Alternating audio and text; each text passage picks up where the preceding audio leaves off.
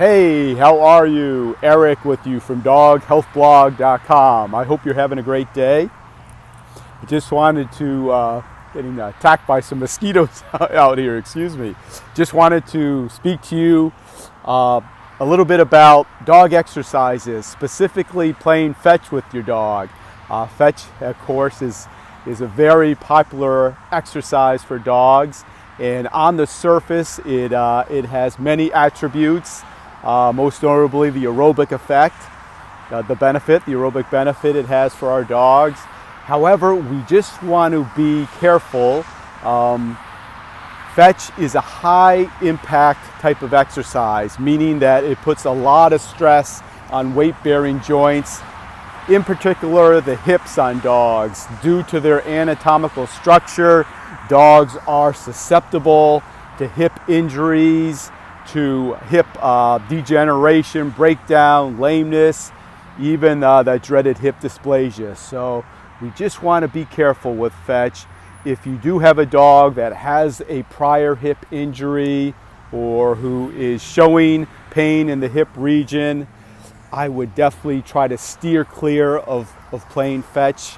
Again, we just want to try to avoid high impact on the hips. If you have a dog also that is a breed that is susceptible for developing hip dysplasia, I would also be very careful with high impact movements such as playing fetch.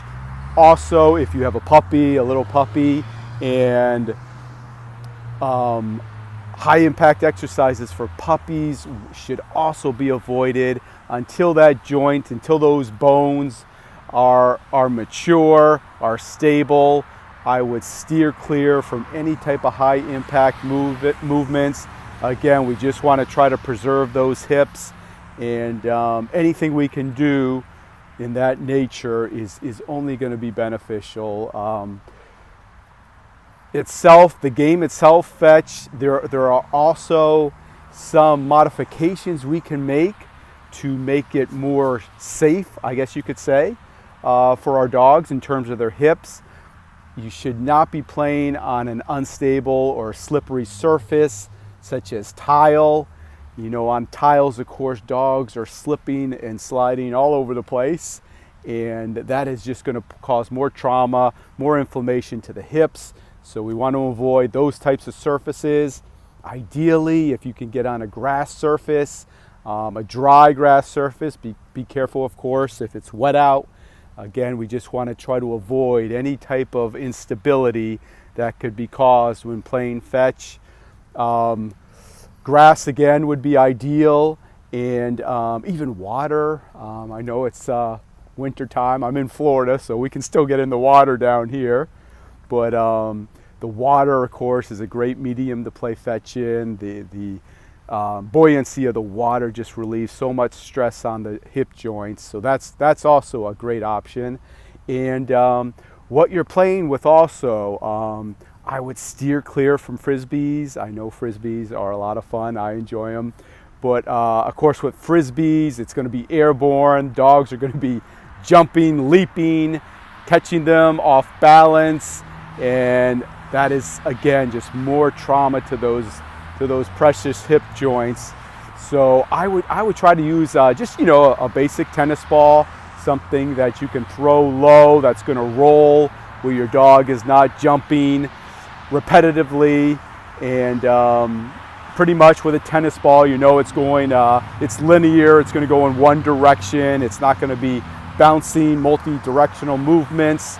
So that will definitely cut down on the wear and tear when you're playing high impact exercise such as fetch. Also in terms of controlling the game too, in terms of time, duration, I would not play fetch, even for a healthy dog, a mature healthy dog, more than 5 or 10 minutes, maybe twice a week at the most. Just again, the high impact, the repetitive movement is a lot of stress on those hip joints. So fetch, again, it has a lot of positive attributes, but we just want to be mindful, and it's all relative to your dog, their age, their fitness level. If your dog, I didn't mention this, but also if your dog is overweight, you do not want to be playing a high impact game or exercise such as fetch. The additional weight is already a tremendous amount of stress to the hips, so adding high impact to that is not going to be good. Going to result in some inflammation in the hips.